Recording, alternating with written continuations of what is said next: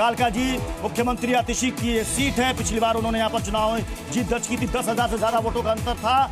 लेकिन ओखला और मुस्तफाबाद ये दो सीटें ऐसी हैं जो कि कहा जा रहा था कि क्या इस बार कोई बड़ा बदलाव मुस्लिम बहुल सीटों में होगा, तो वो होता नजर आ रहा है। वहां मुस्तफाबाद और ओखला में मुस्लिम बहुल सीटों में बीजेपी आगे होती नजर आ रही। सिर्फ दो सीट ही नहीं बल्कि इसके अलावा जो मुस्लिम बहुल सीटें जहां पर मुस्लिम वोटर्स का दबदबा है वहां पर भी बीजेपी का कब्जा होता नजर आ रहा है। बाबरपुर से आम आदमी पार्टी के गोपाल राय उन्होंने अपनी सीट उन्होंने बचा ली है।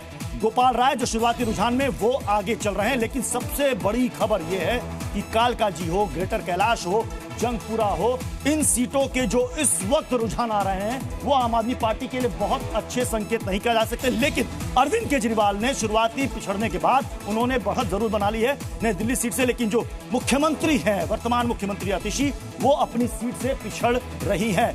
ओखला में देखिए ये बड़ा फेरबदल है। ओखला ऐसी सीट है जहां पर बीजेपी के उम्मीदवार अक्सर नंबर 2 पर रहते थे, लेकिन इस बार बाजी पलटती हुई नजर आ रही है। बाबरपुर से आम आदमी पार्टी के गोपाल राय जो कि मंत्री भी हैं वो इस वक्त आगे चल रहे हैं। संजीव झा वो बुरारी सीट से आगे चल रहे हैं। कि ऐसा नहीं है कि आम आदमी पार्टी के सभी उम्मीदवार हार रहे हैं। कई उम्मीदवारों ने अपनी सीट को शुरुआती रुझानों में अभी भी वहां पर अपना दबदबा बना रखा है, लेकिन अब जो बड़ी तस्वीर सामने आ रही है वो ये है मुस्लिम बहुल इलाकों की बदली हुई तस्वीर। जी हाँ, इसे बदली हुई तस्वीर आप कह सकते हैं, क्योंकि यहां पर बीजेपी का डंका बज रहा है। मुस्लिम बहुल सीटों पर बीजेपी आगे चल रही है, सबको पता है।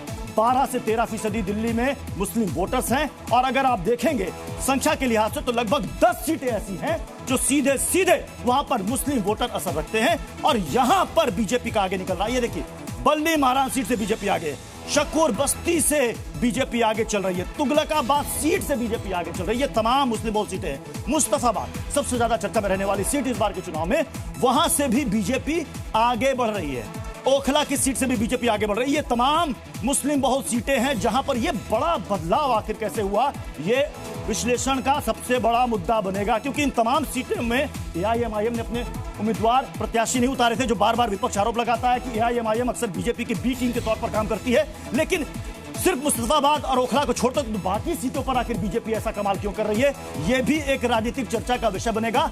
लेकिन इस वक्त की सबसे बड़ी सियासी तस्वीर जो सामने आ रही है वो ये है कि दिल्ली में बीजेपी स्पष्ट बहुमत के साथ इस वक्त सरकार बनाती नजर आ रही है शुरुआती रुझानों में। हालांकि थोड़ी देर में यह नतीजे के तौर पर भी लॉक हो जाएगी, क्योंकि बहुत ज्यादा सीटें नहीं है, मात्र 70 सीटें हैं। तो मुझे नहीं लगता कि उसके लिए बहुत देर शाम तक का इंतजार करना पड़ेगा, क्योंकि इलेक्शन कमीशन की साइड भी लगातार अपडेट हो रही है। हम आपको सीट वाइज बता रहे हैं कौन आगे कौन पीछे।